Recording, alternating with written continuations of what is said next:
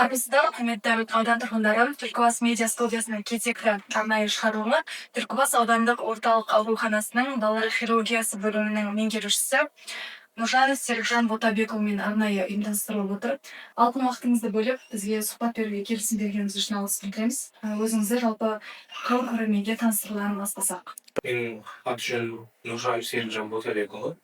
Осы оңтүстік Қазақстан облысы Түлкібас ауданы Кешет ауылында дүниеге келдім 1979 жылы. Медициналық колледжді 96-99 жылдары Шымкентте оқыдым.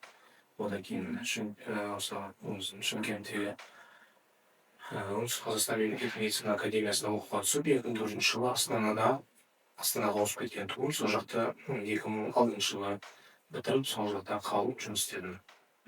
2022 жылға дейін сонда жұмыс істеп, 2022 жылы осы оңтүстікке шақыртумен келіп, содан бері осында жұмыс істеп Сізбен бүгінге дейін біз газетімізге бірнеше сұхбат бергеніңізді білемін. Жалпы сол сұхбатта сіз өзіңіз айтқансыз, Түркия елінде біліміңізді жетілдіргенсе, осы тұсында толығырақ біліміңіз бойынша мәлімет беріп өтіңізші. Болашақ бағдарламасын білесіздер. Мен президенттің болашақ бағдарламасымен 2013-2014 жылы бір жыл бойында Түркияның Konya қаласында Мейрам медициналық университетінің факультетінде білімін жетілдіріп, тағылымдамадан өттім. Одан кейін келгеннен кейін сол Түркия елімен байланыстарымыз басталды біздің. Алғашқы болып Астанада өзім сонда жұмыс істеген жерде Астанада алғашқы болып балаларға бүйрек және бауыр алмастыру операцияларын трансплантациялар жасалды.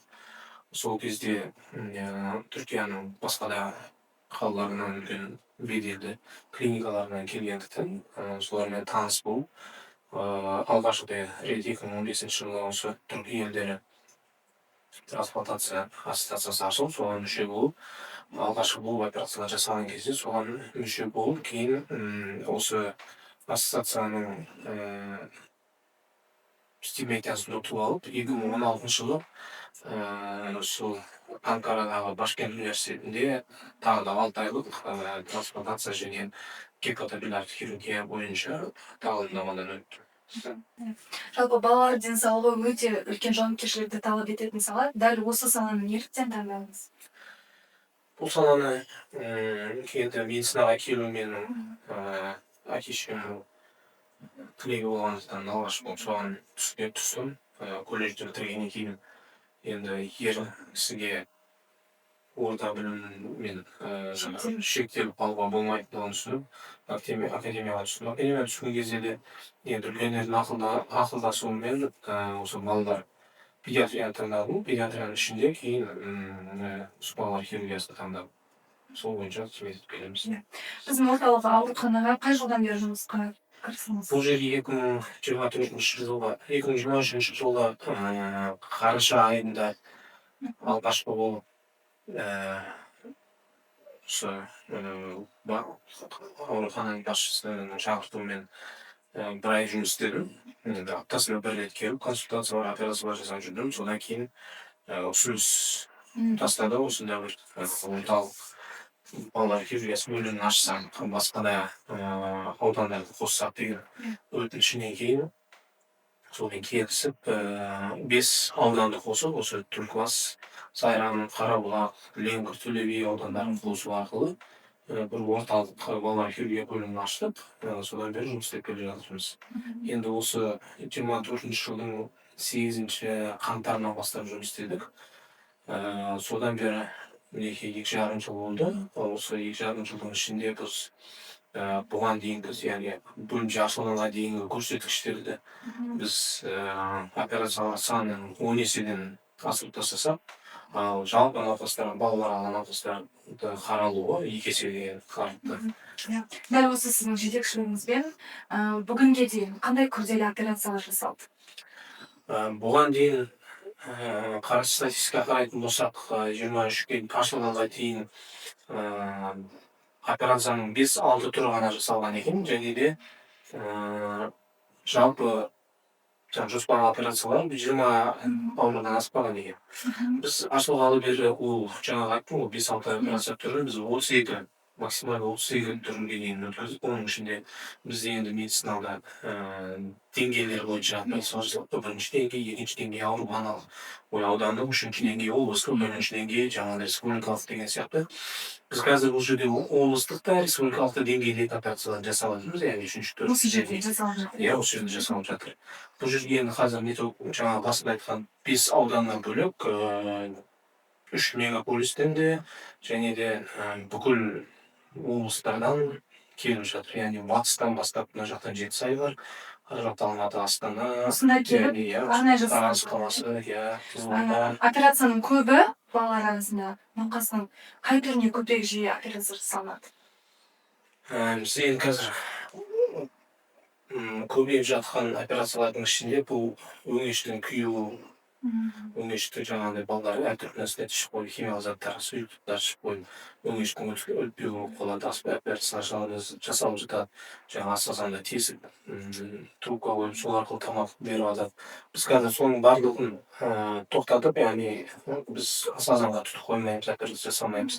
Біз жаңағыдай баллонмен тазартамыз, тарылған өңешті ашып, операциясыз сол емдеп жатырмыз. Және науқастардың осы жағынан бізде қазір көбейіп жатыр. Мысалға, біз ашылғаннан бері былтырғы статистика бойынша 50 бала келіп тек қана осы өңештің күйу несімен ғана емделген.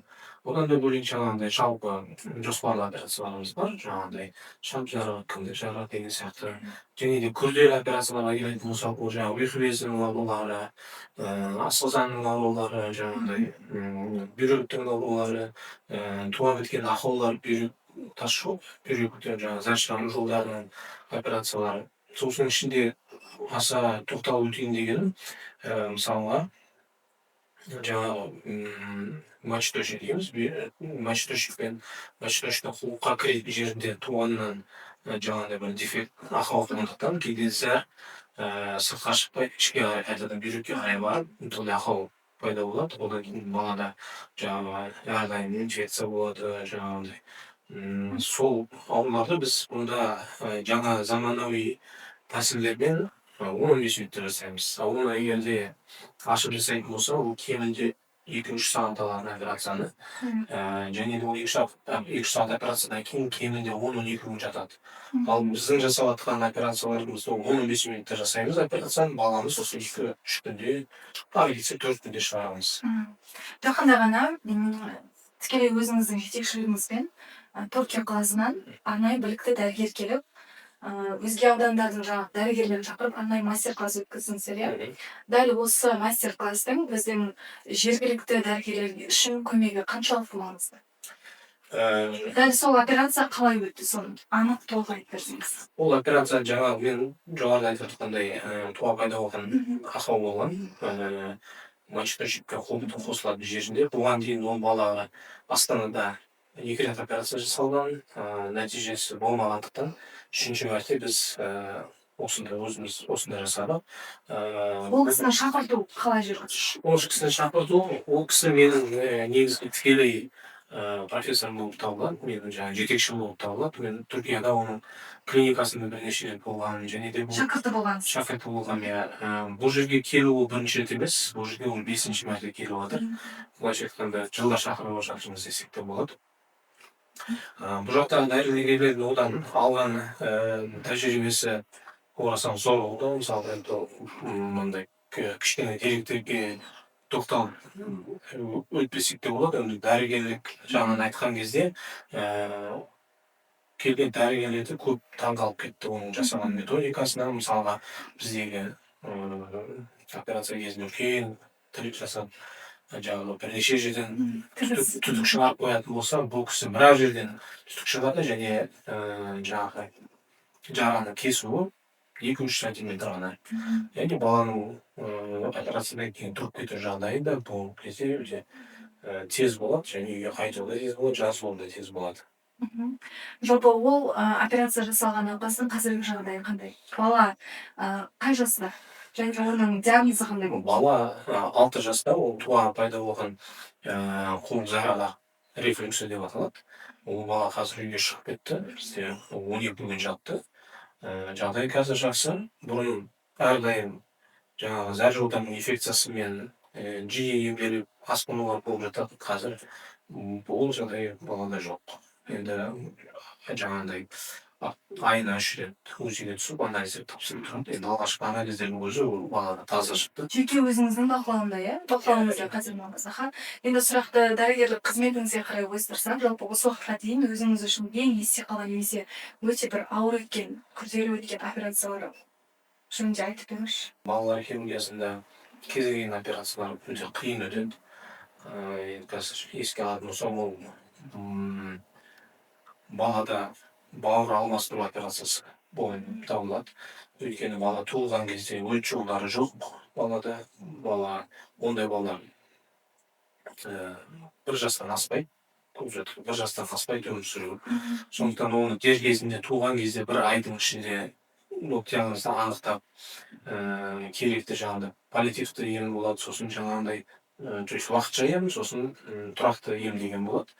Сол тұрақты емді басында жасап, кейін уже бауыр алмастыру операциясына бару керек. Бауыр алмастыру ата-анасынан немесе бауырларынан, туыстарынан алынады, немесе жаңағындай мәйіттерден алынатын органдар болады. Соларда ең алғашқы жаңағы көрген кезінде сондай бір әсерде болдым. Өйткені баланың бауыры былайша айтқанда іріп кеткен, жұмыс істемейді. Бауырын түгелімен алып тастап, әкесінің бауырының 2-ақ бөлігін, яғни 4-тен 1 бөлігін салған кезде, ол 4-тен 1 бөлігінің өзі баланың іш қуысына сыймайды. Өйткені білесіздер, үлкендердің бауыры үлкен болады, кішкентай балалар ол 6 килолық, 7 килолық балада соның өзі баланың іш қуысына сыймайды. Оны жаңағы ішке бауырдың бір бөлігін тігіп қойғаннан кейін іш қуысын жаппайды. Басқа күнөкімен тігіп қояды, ол 2-3 апта, 1 айдан кейін баланың іші өсіп, шамалы сондай болғаннан кейін екінші операция алып тігіп жатады. Және сол балалардың кейін аяққа тұрып, кәдімгідей өмір салтын жалғастырып жатқанын көрген кезде енді таңғалатын нәрсе. Жалпы ата-аналар балаларын хирургиялық аурулардан сақтау үшін не істеу керек? Дәрігер ретінде кеңес беріңізші. Бірінші кезекте баланы міндетті түрде туғаннан бастап өзінің скринингтері болады, уақытылы барып көрсету. Соны міндетті түрде көрсету керек. Оны қазір қорқуға болмайды, баланы жаңағындай дәрігерге апарсам ондай болып қалады, мындай болып қалады деген сияқты. Бірінші кезекте диагностика, яғни сен баланың диагноз қоймай жатып, емін емдей алмайсың. Сол сияқты өкінішке орай бізде осы оңтүстікке ондай жағдайлар көп. Ата-аналар бірінші кезекте ауырса, емші бақсы балгерлерге алып барады. Өкінішке орай одан кейін асқындырып, жаңағындай немесе бала жаңағындай қиын жағдайға келген кезде ғана барып дәрігерге келеді да. Ол кезде де әрине біздің де қолымыздан келетін нәрсе шамалы болады. Кейде көмектесе алмай жатамыз, өйткені кеш болады елім. Сондықтан дер кезінде баланың календарь бойынша көрсетілу керек. Уақыттарда міндетті түрде көрсету керек. Ол бір. Екіншіден, бала ауырған кезде өздігімен емдеуге болмайды. Ананың айтуымен, мынаның айтуымен, немесе интернеттің айтуымен деген сияқты емдеуге түбегейлі болмайды. Бірінші кезекте дәрігерге көріну керек. Иә. Сіздің ойыңызша, жақсы хирург қандай қасиеттерге ие болу керек? Хирург емес, жалпы дәрігер. Жақсы дәрігер жаңағы қыранның көзіндей, қандай дейді, әйелдің жүрегіндей дейді, қандай еді сөз бар еді, нәзік қолды, қырағы көзді, арыстан жүректі дейді, сондай болу керек. Өйткені кейде дәрігердің өзі де қорқатын кездер болады. Бізде енді пендеміз.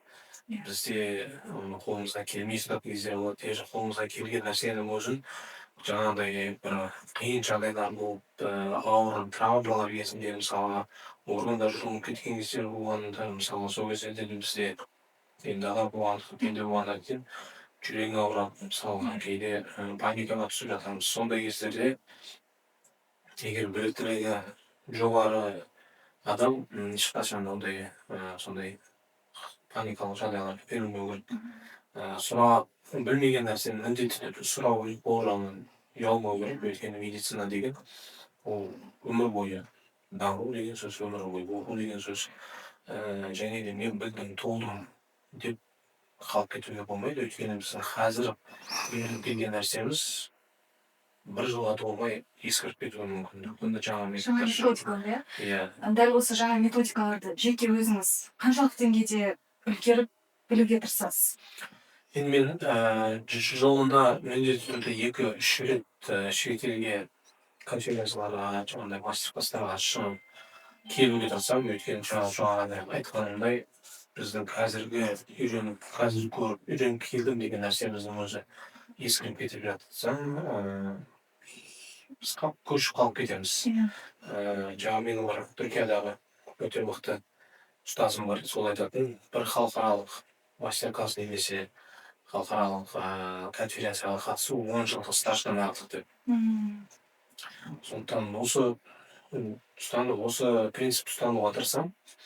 Кеше ғана осы өткен аптада Өзбекстан Самарқан қаласында дүниежүзіне белгілі 6 бала хирургтарының мастер-классы болды. 3 күнде жаңағыдай керемет операциялар жасады. Мысалы, ол операциялар бізде де жасаймыз, бірақ та оның ішінде алатын жаңағы енді нюанстары дейміз, қылатын нәрселер өте көп болды.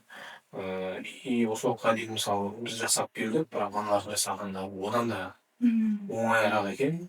Яғни біздің қиналған нәрсеміз олар қиналмай жасайды деген сияқты принциппен келдік. Яғни оны біз қолданамыз деген үміттеміз. Білікті дәрігер ретінде қазіргі жас дәрігерлерге қандай ақыл кеңес бересіз? Жас дәрігерлерге ерінбеу керек, бірінші кезекте, және де оқу керек. Іздену керек, міндетті түрде іздену керек. Өйткені қазір бүкіл информациялар білесіздер, және тіл білу керек, ағылшын тілін.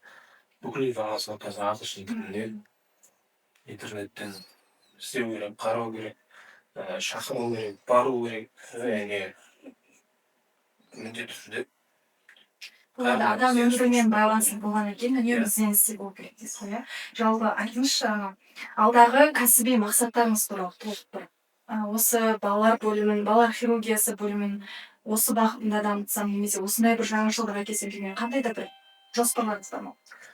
Енді бірінші кезекте өзіміздің адами құндылықтарымызды және де кәсіби деңгейімізді көтеруіміз керек. Бұл мақсатта мен осы жақында ғана оңтүстік Қазақстан медицина академиясында магистратураны бітірдім. Енді болашақта сол докторантураға түссем ба деген ниет бар. Ол бір. Екіншіден, осы жұмыс істеген жерімде, яғни балаларды, өздеріңіз білесіздер, Түркістан облысы бойынша 950 мыңға жуық бала бар, яғни миллионға жақын балалар бар. Бұл өте үлкен контингент, өйткені басқа облыстарға қарағанда біздің облыс үлкен болғаннан кейін балалар науқастар өте көп.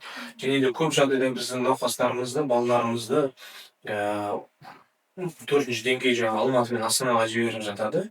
Сол жаққа баратын, енді ол жаққа барудың өзінің машақаттары өте көп. Балалар анализді тапсырады, одан қоса ата-аналар бар, оның билеті бар, ол жақта жататын күндері бар. Сондықтан бұл жаққа қайтып келгеннен кейін жаңағыдай бақылауда болу керек. Ол операция жасаған адам өзі бақылағысы келеді, немесе ата-анасы соларды бақылағысы келеді. Оның бәрі де айналып келгенде балаға және ата-анасына көп қиындықтар туғызады.